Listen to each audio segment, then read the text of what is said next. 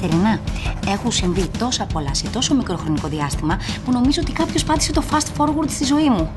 Πότε έφτασε ο Μάιος, ούτε που το κατάλαβα. Ο πατέρας μου δεν άντεξε και πολύ στη Θεσσαλονίκη. Γνώρισε μια Καναδέζα και αναχώρησε για πιο ψυχρά κλίματα. Μάλλον έπιασαν τα βουδού της μάνας μου που δεν τον ήθελε κοντά στον αδερφό μου με τίποτα όμως.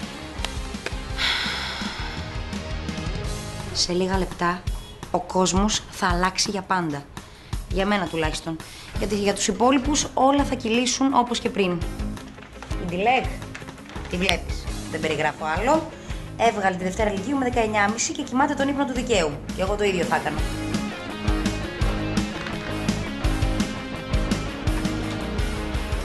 Ο Τζεμ έμεινε στην ίδια τάξη για δεύτερη χρονιά. Κάτι που φάνηκε να μην τον ταράζει και πάρα πολύ.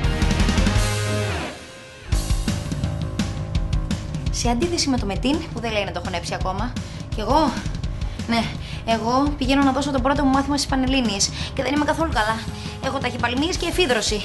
Και πάω μόνη μου στο εκτελεστικό απόσπασμα. Όλες οι άλλες μανάδες θα αγωνιούν για τα παιδιά τους και θα είναι κρεμασμένες στα κάγκελα. Η δικιά μου, όχι. Γιατί η δικιά μου δεν είναι σαν όλες τις άλλες. Πήγε κανονικά στη δουλίτσα της και το μόνο που μου είπε ήταν Έλλη μου, μην αγχώνεσαι γιατί κρατάς τη ζωή σου στα χέρια σου και το άγχος δεν βοηθά. Έλα ρε μαμά, σώπα!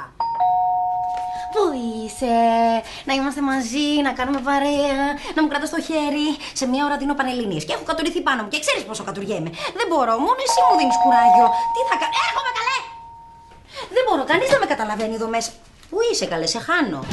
Καλέ, να προσέχεις τι εύχεσαι κουραβιέ. Τι κάνεις εδώ, Πανελλήνιες! Γιατί δεν μου το πες. Αλλιώς δεν θα ήταν έκπληξη. Θα ήταν, Και πού θα μείνεις? Θα μείνω στη γιαγιά μου. Μέχρι να τελειώσω. Καταλαβαίνεις τι σημαίνει αυτό? Ότι θα είμαστε για πάντα μαζί. Καλά, τρελή είναι η δική σου. Όλοι φεύγουν στο εξωτερικό και εσένα σε στείλανε πίσω. Να σου πω, το Ντουμπάι δεν είναι και το καλύτερο μέρος για μια σεξι κοπέλα όπως εγώ. Απαγορεύονται τα φιλιά σε δημόσιους χώρους. Ακόμα και στο δρόμο. Ειδικά στο δρόμο. Τόλμησες. Χρακ! Σου κόβουν τη γλωσσίτσα. Ναι, άλλο είχα καταλάβει από τα βιντεάκια σου. Ότι το Ντουμπάι είναι πάρτι, τρελά μουσουλμανάκια. Παραμύθα. Και σε σένα και σε μένα. Αλλά τώρα το Κατερινάκι γύρισε με άγριες διαθέσεις. Κατερίνα is back. Πάμε Πανελλήνιες. Πάμε.